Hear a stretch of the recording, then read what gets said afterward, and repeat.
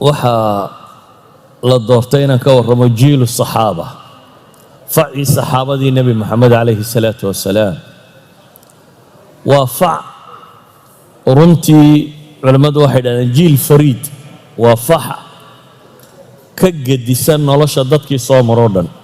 walidaalika waa culimmada taariikhda rag ka mida waxay tilmaamaan jiilu saxaaba hortoodna wax la mida lama arag bay idhaahdaan, gadaashoodna wax la mida lama arag. waxaana la tilmaamaya ilaa qiyaamu saaca uu dhacona cid la noocii inaanay soo maraynin. jiilkani muxuu dadka kale kaga gedisan yahay? koo waa jiil intiisa ugu badan tilmaamo ay ka siman yihiin leh. waa bulsho dhan oo tilmaamo ka siman, hadday tahay caqiidadooda saafiya, hadday tahay dhaqankooda iyo akhlaaqdoodoo dhammaystiran, hadday tahay ammaanada diinta iyo siday u xambaareen ay u soo gudbiyeen, hadday tahay qalbigooda iyo saafinimadiisa, hadday tahay go'aan qaadashadooda iyo wanaaggooda, hadday tahay jihaadkay islaamka u galeen. waa koox baa la yidhaahdaa halkay ka gaadhay diinta aan cidi ka gaadhin. waxaa la yidhaahdaa kooxdaasi ama ummaddaasi saxaabada ahayd, fardi ka mide hadduu taariikhda kala soo maro, qof ka midi taariikhda wakhtigaa waa la buunbuunin lahaa jiilku qofkaasi la noolaa. maalan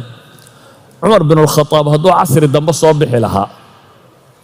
isagoo cumara, waxaa la hubaa in taariikhda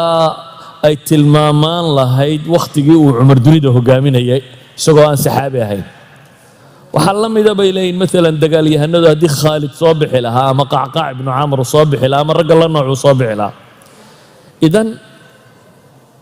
waa koox ka gedisan bay leeyihiin dunida kooxaha soo maray oo dhan, marka loo eego ballac ahaan intay tiradoodu leegtay iyo marka kor loo eego qimadooda inta ay gaadhsiisan tahay. jiilu saxaaba muxuu ku mudan yahay markaa? waxay yidhahdaan waa fac taariikhda ku suntan. muxuu ku suntan yahay? kow, cinda almuslimiin qiimayn gaara buu leeyahay, cinda culamaa'i taariikh qiimayn gaara buu leeyahay, bale waxay culammadu leeyihiin cinda allaahi subxaanahu wa tacaala buu qiimayn gaara leeyahay. waa kooxda qura ee la tilmaami karo ilaahay agtiisa waxay ka yihiin. dadka inta soo hadhoo dhan waxaad odhan kartaa axsabuhu walaa uzakiiha cala allaahi axada. hebel waxaan u malaynaya waa nin fiican, dadkaasi waa reer fiican, jiilkaasi waa jiil fiican, ilaahayna cidna u ammaani maynaad odhanaysaa. ama jiilu saxaaba kuwa maaha, iyaga lama yidhaahdo walaa uzakiiha cala allaahi axadan. jiilu saxaaba ilaahay baa taskiyeeyey. waa kooxda qura inay dad fiican ahaayeen rabu samaawaati walardi uu ka markhaati kacay. walidaalik maalan haddaynu tusaalayaal qaadanno, ilaahay qur-aanka wuxuu ku leeyay laqad radya allahu can almu'miniina id yubaayicuunaka taxta shajara facalima ma fii quluubihim faanzala sakiinata calayhim waahaabahum fatxan qariiba. ilaahay wuxuu leeyahay ilaahay baa raalli ka noqday mu'miniintu markay geedka hoostiisa kugula beectamayeen. dadkan laleeyahy raallaa laga noqday ummadad intee le 1400 oo nin bay ahaayeen. 1400 oo saxaabo meel taagan ayaa ilaahay hadlaya subxaanahu wa tacaala, markaasuu leeyahy kuwaa ilaahay baa raalli ka noqday. waa shahaada min allahi subxaanahu wa tacaala. innagu dadka markaynu qiimaynayno waxaynu ku qiimaynaa muuqaalkiisa, qofka ama cibaadadaynu ka aragno, deeqda aynu ka aragno, tala fiicnida aynu ka aragno, ama qulubtooda dadka ma ogin iyo waxa u qarsoon. qoladan se ilaahay muxuu leeyahay facalima maa fii quluubihim baa ilaahay leeyahy. iyaga maaha daahirkoodaba wax la qiimaynaya. ilaahay wuxuu leeyahy waxaan ogahay waxa ku jira qalbiyadooda. sidaa awgeed baa faanzala sakiinata calayhim waahaabahum fatxan qariiba. waxaa la mida markaynu eegno fii suurati tawba, ilaahay wuxuu leeyahy laqad taaba allahu cala alnabiy waalmuhaajiriina waalansaari aladiina itabacuuhu fii saacati alcusrati min bacdi ma kaada yaziiqu quluubu fariiqin minhum uma taaba calayhim innahu bihim ra'uufu raxiim. ilaahay waa ka toobad aqbalay baa la leeyahy nebiga iyo muhaajiriintii iyo ansaartii raacay nebiga wakhtigii adkaaya cuslaa nebiga raacay wakhti ay u dhowaatay dadka barhkood quluubtoodu inay weecato oo dabeetana ilaahay sugay. dadka caynkan lagu sifaynaya waa kuwama waa ghaswatu tabuuk raggii galay. tabuuk yaa galay 30,000 maaha qof iyo 2 iyo 3 iyo 4 maaha, waa 30,000. 30,000 ciidanoo meel galay ayaa ilaahay subxaanahu wa tacaala ku tilmaamaya kuwa ilaahay toobadooda waa aqbalay. idan jiilkani ama facakani waxay dad oo dhan kaga gedisan yihiin baynu leenahay oo taariikhda ugu suntan yihiin. waa dad miisaankooday alle ku leeyihiin agtiisaa la garanayaa, maaha cinda albashar, cinda allahi subxaanahu wa tacaala qiimaynta ay ku leeyihiin iyo waxay ka mudan yihiin baa la garan karaa. ama wixii iyaga ka dambeeyey waynu odhan karnaa dadkaasi dad fiican bay ahaayeen, ilaahay baa si xaqiiqadooda og. adigu waad qiimayn kartaa, qiimayntaada waxaad isku dududo waad tilmaamaysaa, laakiin dee lama mid aha kuwa ilaahay iyo rasuulkiisii qiimeeyeen. cid aad odhan karto jannay gelaysaa ma jirto, dee kuwii ilaahay iyo rasuulkiisu iyagoo dhulka kor socda layidhi jannaa gelaysaan mooyaane. sidaa ogeed ayaa axad culamaa'i taariikh baa wuxuu yidhaahdaa jiilu saxaaba mustawahan sare waxay ku gaadheen baan u malaynayaa buu yidhi 3 sababood. axad alculamaa'i lukhraana isna wuxuu leeyahay anna 3 kaleaan u malaynaya, bal aan wax ka tilmaamno. waxa uu tilmaamayaa qoraaga kani sababta koowaad ee jiilkan ay dadka uga gedisan yihiin war horta dee waa ilaahay baa doortay buu leeyahy oo u doortay inay nebigiisa calayhi salaatu wasalaam u ahaadaan gargaarayaal. ilaahay baa doortay oo u doortay buu leeyahy bacda rasuulillaahi sala allahu calayhi waalihi wasalam dadka ummadda diinta gaadhsiinaya inay noqdaan. oo ilaahay wuxuu leeyahy wamaa kunna mucadibiina xataa nabcata rasuula, dadna cadaabi mayno inaanu rasuul u soo dirno mooyaane. nebi maxamedna waxaynu ognahay calayhi salaatu wasalaam 63 jir markuu marayay inuu dhintay. haddaa dadka dambe yaa u rasuulah, ilaahayna wuxuu leeyahy wamaa kunna mucadibiina xataa nabcata rasuula. ammaanadaasi waxaa qaaday saxaabadii nebiga calayhi salaatu wasalaam. alasl alculamaa warithatu alambiyaa, laakiin kuwa kani waa kuwii intay nebiga ka soo rareen calayhi salaatu wasalaam bini aadamka soo gaadhsiiyey. waxaad garan kartaa cidda ilaahay ammaanadaa ku aaminay ee ciddii koowaad ee nebi maxamed ka qaaday inaanay dad beenaalayaala iyo dad wax khiyaameeya iyo nooca kan inaanay marnaba noqonaynin. sabab labaad bay tilmaamaan oo jiilkani ama facakani uu dadka kaleo dhan kaga gedisan yahay. waxay yidhahdeen wuxuu kaga gedisan yahay taraakum alkhibraat bay yidhahdaan. waa fac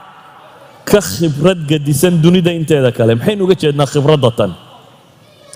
kow waxaynu leenahay waxay arkeen nebi moxamed calayhi salaatu wasalaam. innagu agteenna waxa ku weyn qofka muslimka intuu seexda yidhaahdaa nebigii baa riyo ku arka.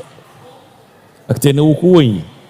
nebigaana weyneeyey calayhi salaatu wasalaam oo tilmaamay shaydaanku iskuma kay matalo. qofkii riyo igu arkaa wuxuu la mid yahay inuu arkoo kale. ومن رآني في المنام فقد رآني فإن الشيطان لا يتمثل في صورتي من رآني في المنام فصيراني في اليقظة ولا يتمثل الشيطان بي من رآني في المنام فكأنما رآني في اليقظة. كل هذه الأحاديث وبخاري ورنيه وحو نبي كنت المامي عليه الصلاة والسلام نك الرياضة يقو أركا يقو أركا صفدي سيولها وصببت إنه برنه شمائل محمد عليه الصلاة والسلام. نبي قدر كيسي إيا مدب كيسي إيا بلع عيسي إيا تميه سي وحاسا كتب الحديث اللي قلت لك محاضر لك أنا يسا سيانو كاقل من هدو الرياضة مركا أركتو هداد على صورته كو أركتو فهو هو شيطان كسكمة مثله. أما هداد نين مدو ميل مريا أركتو إنا الرسول كي هو الله قرنيا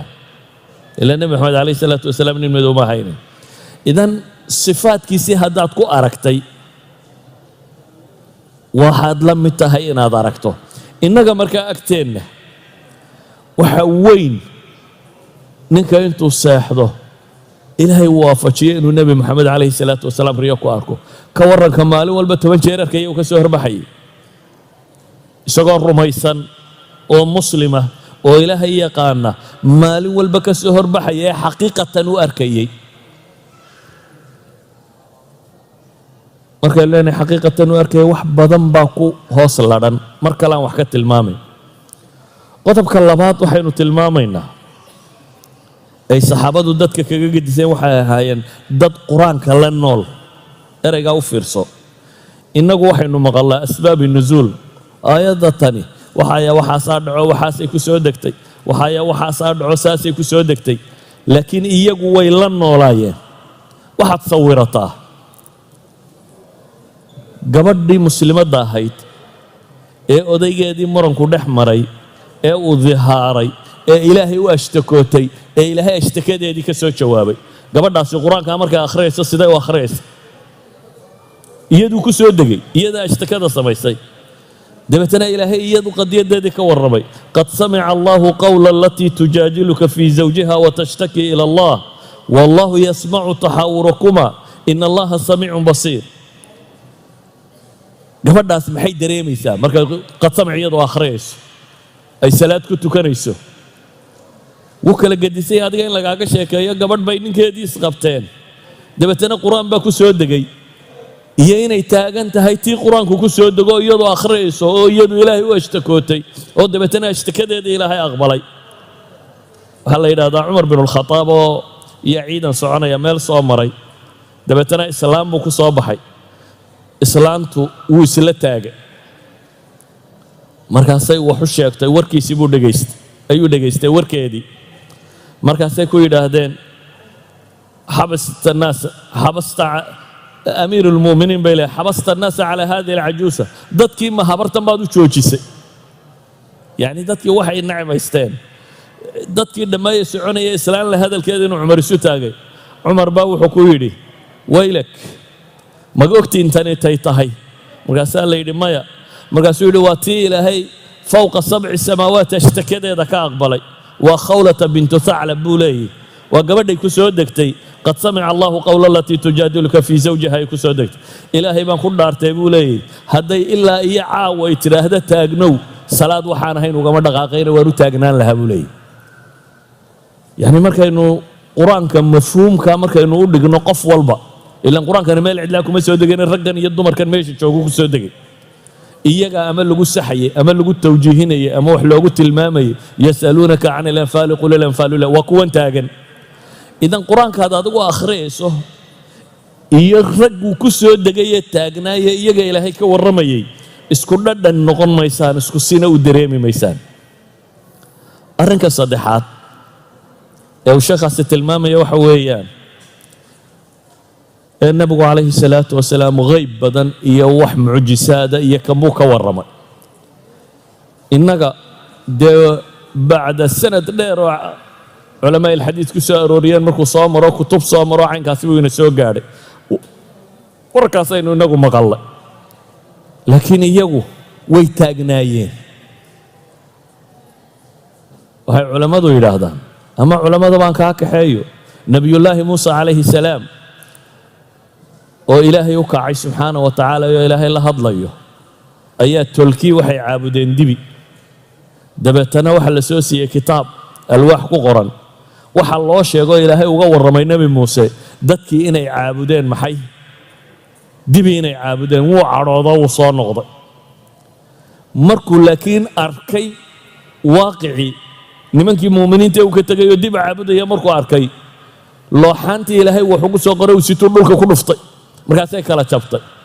nabiga calayhi salaatu wasalaam tacliiqiye wuxuu yidhi laysa alkhabaru kalmucaayana buu nebigu yidhi. warku aragtida la mid maaha buu nebigu leeyahy calayhi salaatu wasalaam.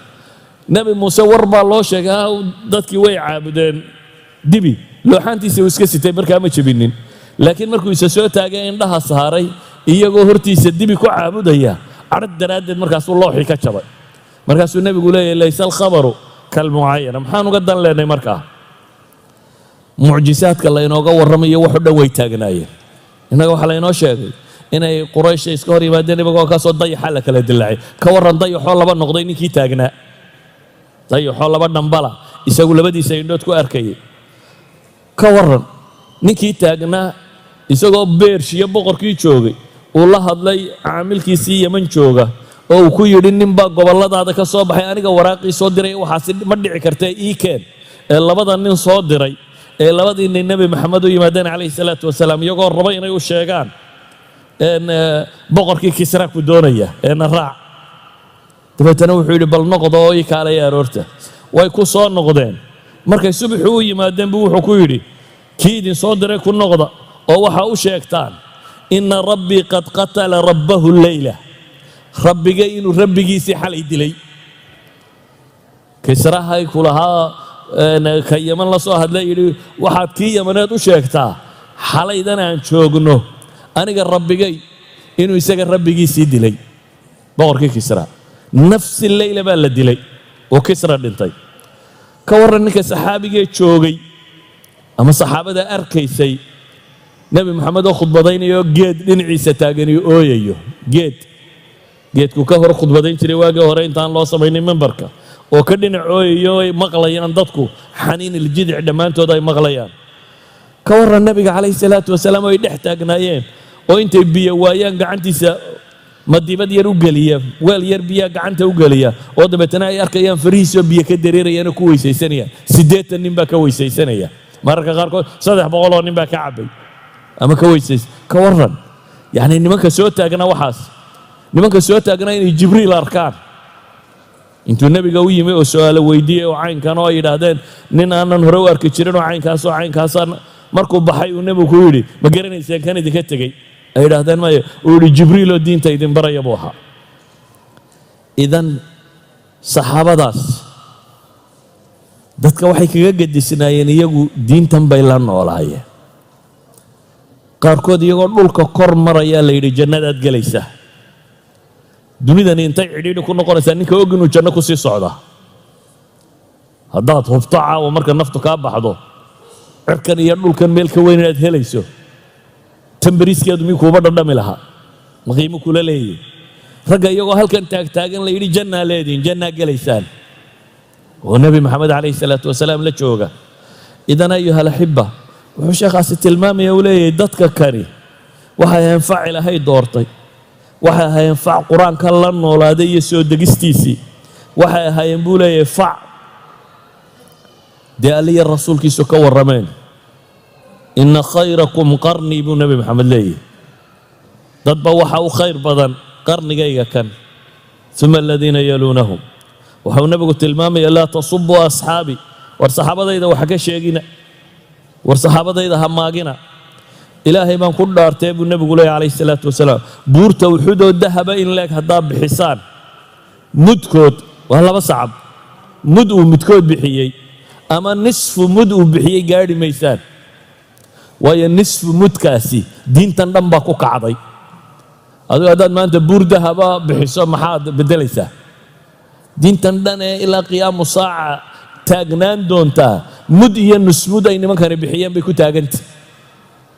marka laga yimaado dhiiggoodii iyo naftoodii hantidooday ku taagantay hantidooduna waa maxay waxay ahaayeen mud iyo nusmud hadday qarniga noolaan lahaayeen waxaynu odhan lahayn waa dad caydho meel degane waxa loo ururiyay inu inagoo odhan lahayn markaad noloshooda la sifeeyo siday ahayd saa daraaddeed jiilkaasi jiil mudan buu ahaa ilaahayna markuu leeyahy kuntum khayra ummatin ukhrijat linnaas iyagaa marka hore lala hadlaya iyagaa kow ka ah waxaa kuugu filan ilaahay qur-aanka ku leeyahy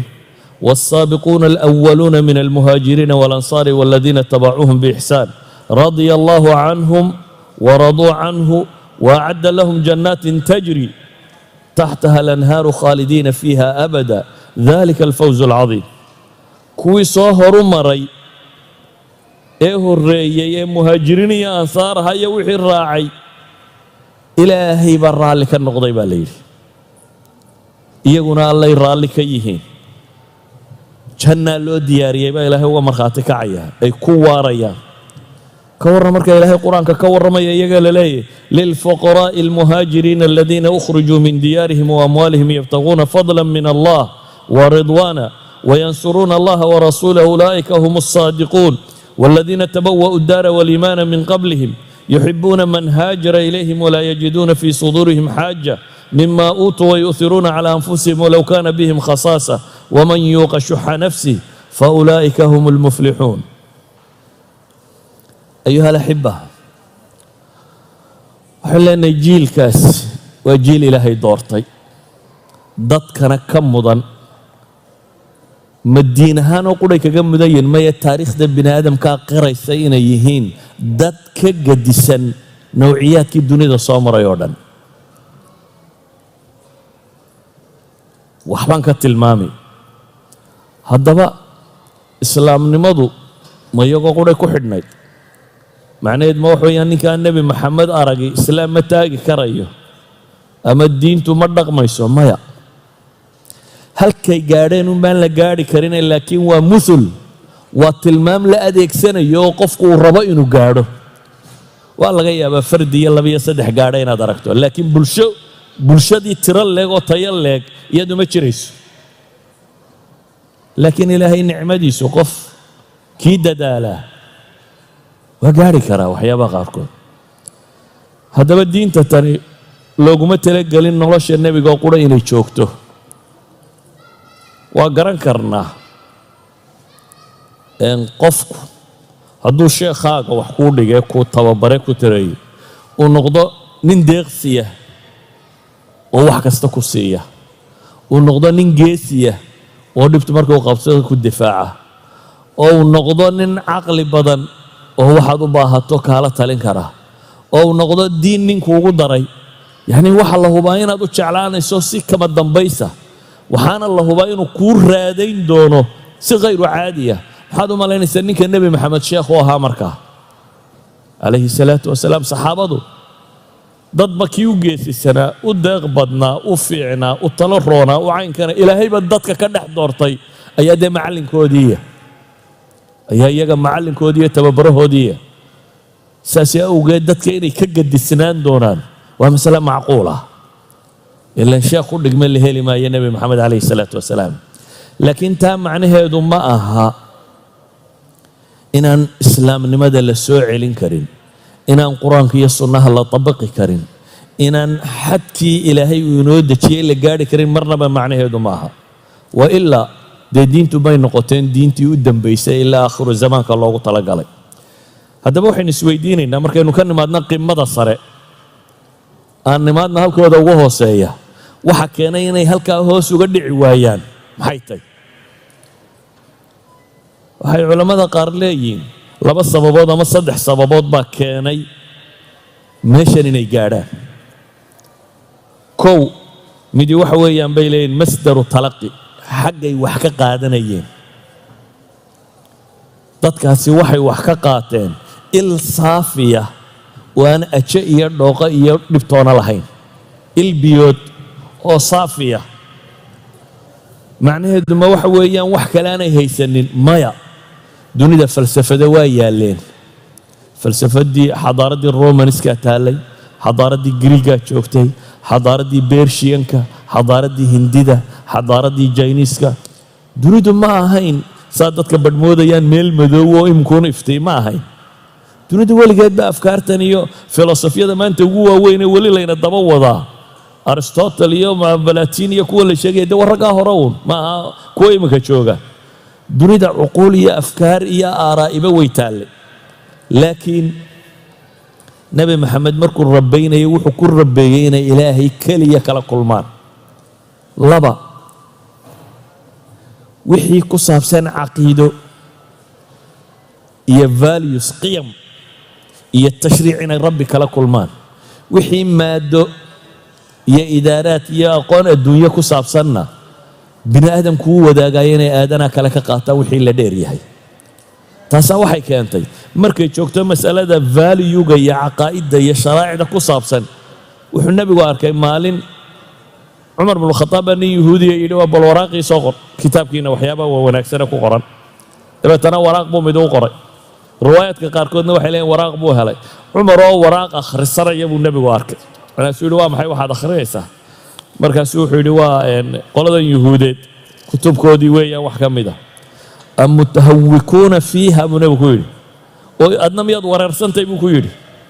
iyagu waan oga waa wareersan yihiine adna ma mutaxayir adna miyaad wareersantay buu ku yidhi waar waxaan idinla imi buu nabigu leeyahay baydaa'a naqiya diin baan idinla imi cad oo saafiya ilaahay baan ku dhaartay buu nabigu yidhi hadduu nebi muuse noolaan lahaa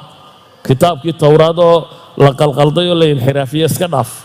nebi muuse hadduu noolaan lahaayo maanta joogi lahaa uma bannaanaateen inuu aniga ay raaca mooyaane wax kale buu nebigu leeyahay calayhi salaatu wasalaam walidaalika buu nebigu wuxuu tilmaamayaa nebi baa soo degi doona isaga dabadi nebiyullaahi ciise oo cirka la qabadsiiyaa iman doona laakiin muxuu raaci doonaa sharciga nebi maxamed buu raacaya uma bannaana buu nebigu leeyahay hadduu xataa joogo muuse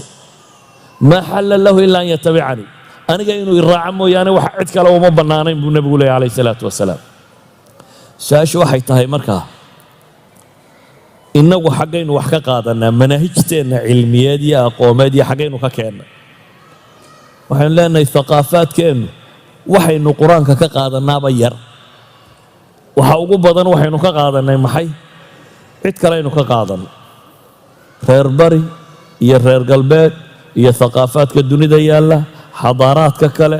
iyo aqoontoodii waxaasaynu isku rarray haddaynu rabno markaa meeshoodiioo kale inaynu ku dhowaanno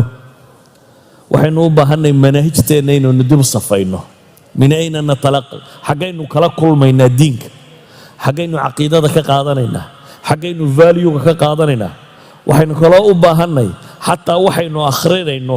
xataa turaadka islaamiga ayaa tasfiya u baahan israa'iiliyaad badan iyo wax daciifa iyo khuraafaad badan baa la qoray xataa kaas baynu u baahanay inaynu hubinno oo ku hubinno ma yahay qur-aankii alla soo dejiyey tafsiirkiisani tafsiir saxa ma yahay waxaanaad sheegaysaa xadiidkii nebi maxamed oo saxiixa ma yahay mise wax wadaad iska sheegay uun idan awal khutwa aynu u baahanay waxa weeyaan meeshaynu wax ka qaadanaynaa inay saafi noqoto aaniyan mar labaad waxaynu leenahay oo innagu meeshoodii u gaari weynay manhaju talaqigaa kala gedisan iyagu waxa ay qaadanayeen waxay u qaadanayeen inuu yahay maxay camalkoodii yoomiga ahaa that means wuxuu ahaa timetablekii maalmeed ay ku dhaqmayeen sidaa awgeed iskumabay badin jirin waa kii laga warinayo inuu lahaa midkaayo 10 aayadood baanu qaadanaa 10ka aayadood baanu xifdinaa oo macnahooda barannaa oo ku dhaqannaa markaasaanu nebiga ku soo noqonnaa calayhi salaatu wasalaam marka iyagu qaabkay wax u barteen wuxuu ahaa qaab camaliya waxaan uu baranayaa inuu nolosha ka mid noqdo practical noqdo innaguna badanaa waxaynu u barannaa qaab lilistimtaac iyo lithaqaafa macluumaadkaaga inaad biiriso badisid in la yidhaahdo waa doctor hebel iyo waa magister hebel buu qaatay iyo yacni garashadaadu iyo wax madaxaaga ku jira un inay bataan si awgeed waad soo fadhiisan dariska waad degaysan waad iska tegi waad soo fadhiisan waad degaysan haantaadaad dhaansan laakiin dhaqankaagu alla ha u sahlo waxaanaad guratay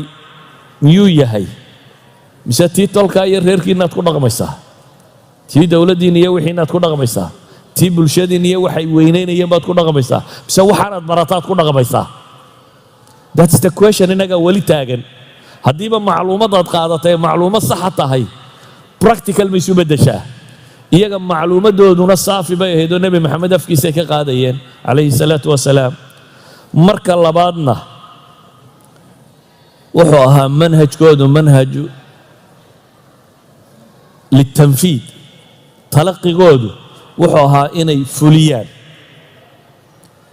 midkoodna markaa awaamirta iskuma badinaynin waayo wuxuu arkayey wuxuu fulinaya inay tahay masalada saddexaad waxay ku tilmaamaan waxay yidhaahdeen iyaga iyo innagu waxaynu ku kala gedisannay iyagu qofkoodu markuu islaamo wixii ka horreeyoo dhan shakuu ka qabay saa daraaddeed wax kasta uu jaahiliyadiisii samayn jiray wuu iska hubin jiray in islaamka la ogoliyo inaan la ogolayn ilaahay rasuulkiisa saas sax ma tahay saama la ogoliyo innaguna wixiina waad baranaysaa waxaaga horena waad ku raraanaysaa iyagu waxay leeyihin wuxuu ahaa koodu attakhalli qabla taxalli bay yidhaahdaan inuu iska rogo wuxuu sitay oo dhan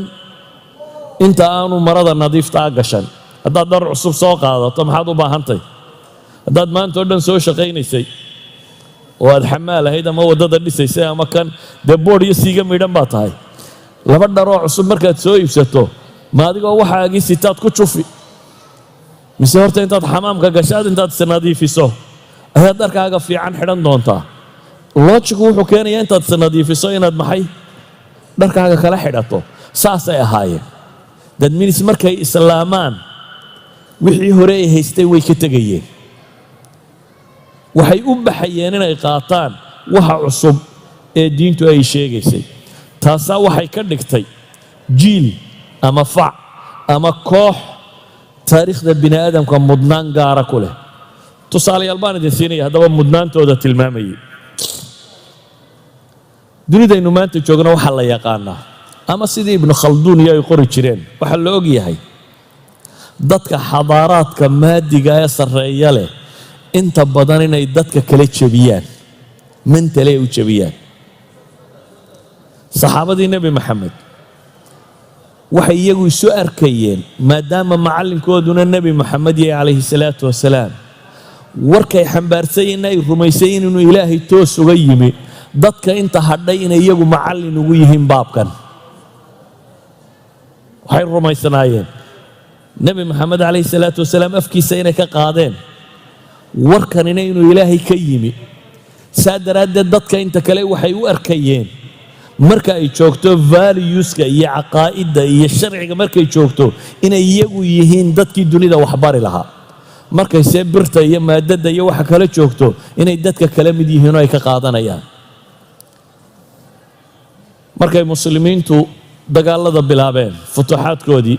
ayay bershiya istileen bershiya waa dowlad qadiima waa dowlad muddo soo jirtay waa dowladdii jabisay markaa dowladdii romaniska ahayd waa dowlad kaljar maamul leh oo kala dambayn leh oo ciidamo leh waa dowlad xadaaro leh oo thaqaafo leh waa dowlad qaab maamul leh muslimiinta markii dagaalku cabbaar socday ayay waxay damceen inay wadahadal la furo wadahadalkii waxay codsadeen in loo soo diro cid muslimiinta ka mid oo ay wada hadlaan ninkii boqorka markaa haystay ee ciidamadan hogaaminaya wuxuu ku talagalay nimankan inuu jebiyo maskax ahaan markaa meel buu goglay waxaa la dhigay kaarbadyada cascas dabeetana sariirtii boqortooyadana meel baa la dhigay sariirta boqortooyaduu fuulay saddex saxaabi mid baa loo soo diray markaasuu la hadlay wuu noqday war bal mid kale ii soo dir buu yidhi mid labaad baa loo soo diray wuu noqday war bal mid kale ii soo dir buu yidhi mid saddexaad baa loo soo diray saddex saxaabi baa kolba mid u yimi xudayfa iyo mugiirata bnu shucba iyo ribciy ibnu caamir saddexdaba saddex qiso cajiibuu kala kulmay laakiin mid un baan u socdaa ribciy ibnu caamir baa u yimi waa nin intaa dagaal ku soo jiray maryaha ilhaylan iska wata faras yaroo gaaban wata hubkiisii iska xidhan soo galay dabeetana waxay idhahdeen hubka dhig madaxda loolama tagee dee madaxda anigu uma imana isagaa ii yeedhay buu yidhi haddaan rabtaana saydaan ugu tegay haddii kalena iska noqon waa loo sheego waxaa la yidhi ninkii saasuu leeyahy bal soo daaya buu yidhi wuu soo socday kaarbadku iskaga soo dul socday faraskiisii yaraa ee gaabnaa dabeetana barkimooyinka ka miduu ku xidha dabeetana wuu u soo galay markuu u yimi ayuu ninkani wuxuu ka fakeraya wuxuu rabaa inuu mentally ninkan jabiyo war haddii maxaa idin soo saaray buu leeyahay haddii abaar iyo dhul aan waxba oolin iyo kanaa ka timaadeen xoolaanu idin siinaynaa waxan baanu idin qabanayna kan baanu idin qabanayna kan ee waddankiinni ku noqda buu u tilmaamaya marka maxaa idin soo saaray baa la weydiiyey ribciy ibnu caamir wuxuu leeyahay allahu ibtacathana linukhrija man sha'a min cibaadati alcibaadi ila cibaadati illahi waxdah wa min jawri aladyaani ila cadli alislaam ومن ضيق الدنيا إلى سعة الدنيا والآخرة وحلي إلهي ما نسوبحيي وحانا ربي نسوبحيي دتك عدو الضونين نكسرنا الضون سجي دتك يسا الضون صدان of freedom freehet دتك إن الحرية صاره دتك إن حرك النقضان بني آدم كوينا يسا الضون صنين بنا لو سوبحيي بيد إلهي يقول إن دتك الضون موضا النقضة وحنو صبحنا يبودي إن أنه dulmiga diimuhu dadka ku hayaan ka saarno cadaaladda islaamka u bixinno waxaanuu soo baxnay buu leeyahy cidhiidhiga adduunya inaanu idinka saarno oo adduunyada ballaceeda iyo aakhirada ballaceeda idin geeyo nin kale cidhiidhi adduunyaanka haa saarayaa laba goo yaryar buu sitaa iyo maxay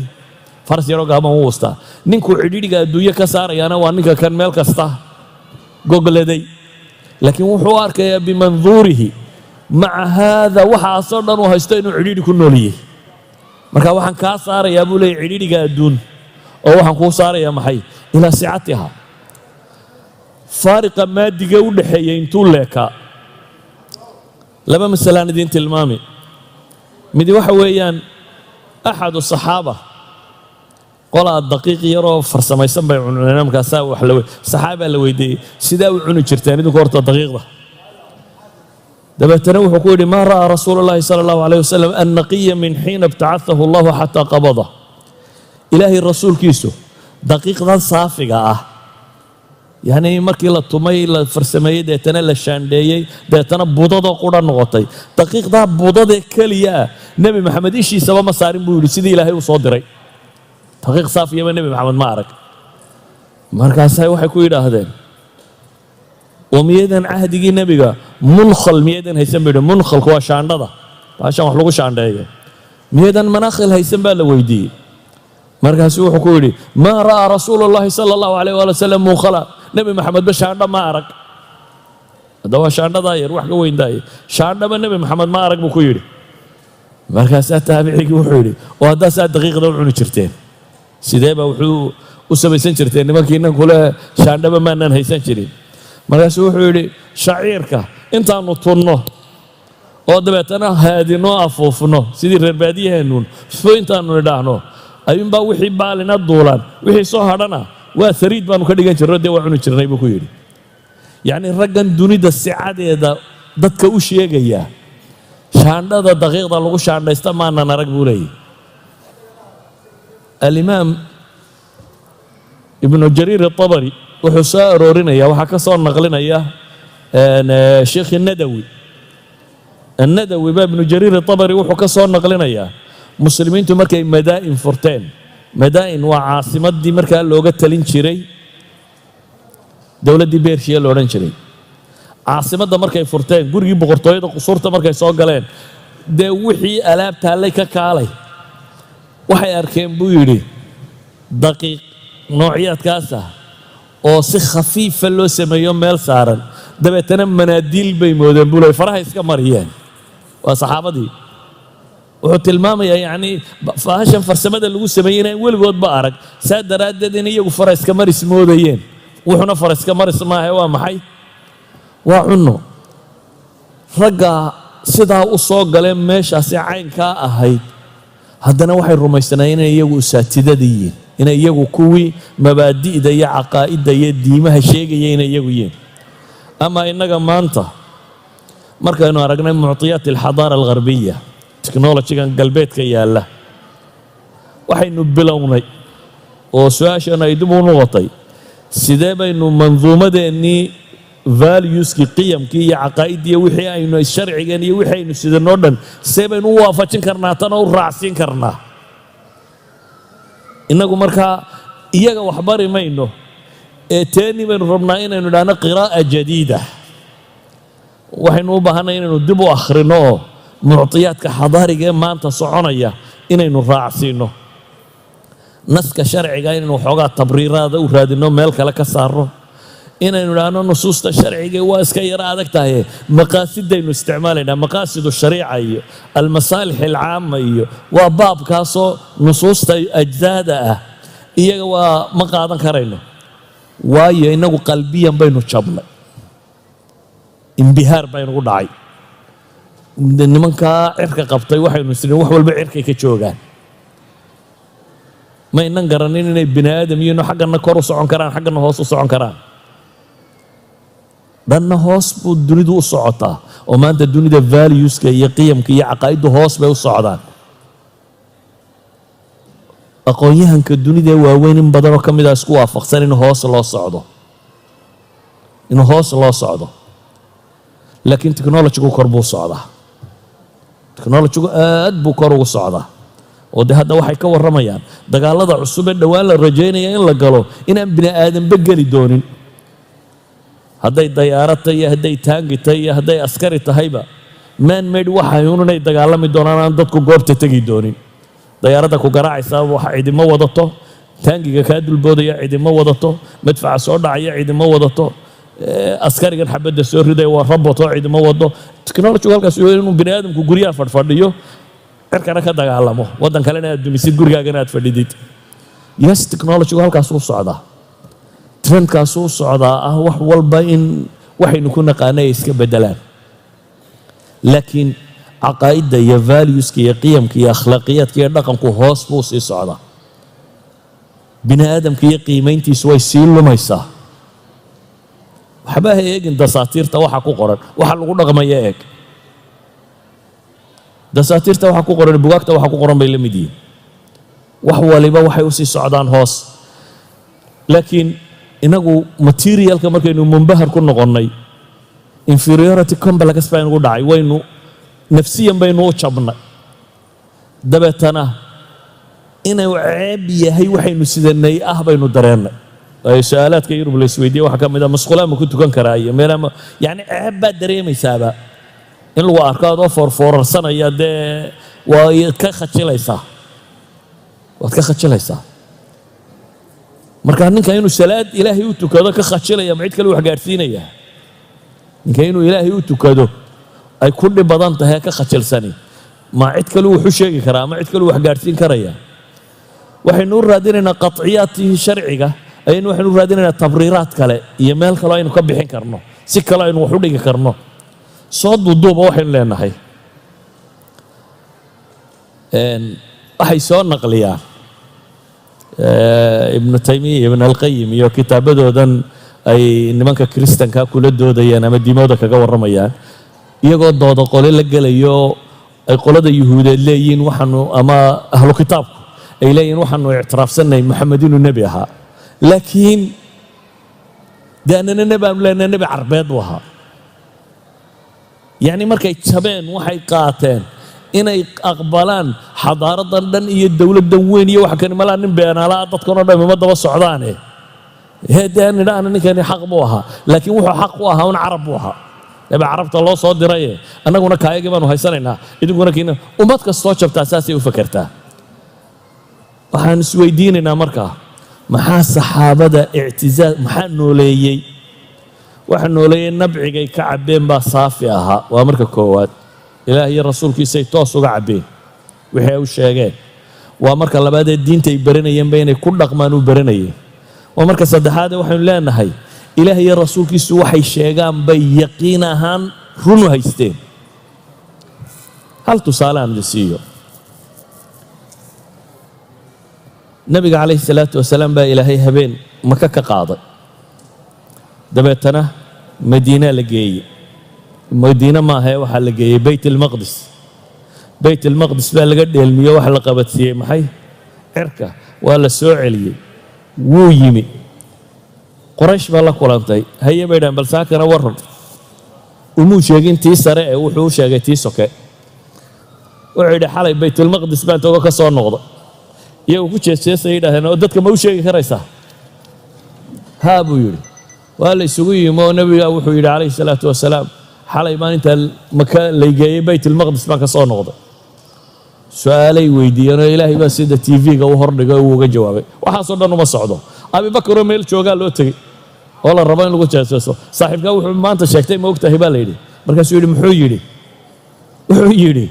xalay baa laygeeyey makoo laygeeyey bayt almaqdiso haddana waa lay soo celiyey lain kaana qaalahu buu yidhi sidaa miyuu yidhi haa bay yidhaaheen hadday dhab tahay warkiinaasi buu leeyahay hadday dhab tahay inuu yidhi run buu sheegay waayo cirkaa layga soo waxyoodaa baan ka rumaystaa buu yidhi ma waxaanan ka rumaysanayn meel yaroo dhulka ku taallu ka soo noqday ayaan ka rumaystaa waxaan ka rumaystaa buu leeyahay cirka looga soo waxyoodo adna waxaad ka warramaysaa magaalo dhulka ku taalluu tegay oo ka soo noqday idan yaqiintaasay qabeen waxaan ku soo koobayaa markaa saxaabadu waa jiil taariikhda ku weyn islaamnimada ku weyn cinda allaahi ku weyn nusuus qur'aan iyo xadiid ay sheegayaan in badanoo ka mid inay ahlu janno tahay ilaahay baana saa u doortay inay diintan xambaaraan heerkooda lama gaari kara laakiin diintan waxaa loogu talagalay ilaa qiyaami saaca inay jirtaa waxay ku xidhan tahay inaynu sidii ay manhajka ula kulmeen ula kulanno waynu ilaahay rasuulkiisa toos uga qaadanno waxaan kale lagu dheehay ee bariya galbeedba ka yimi ka daadinno iyo inaynu ku dhaqanno oo fulinno iyo inay sida iyaguba uga xuubsiibteen jaahiliyadoodii uga xuubsiibanno wixii aan diin ahayn oo ilaahay tiisa ku dhaqanno dee mar hadduu muuse soo fadhiistay intaasaan ku gebagabayn sala allahuma calaa muxamadin wala aalihi wasaxbihi wasalam walxamdu lilahi rabbi alcaalamiin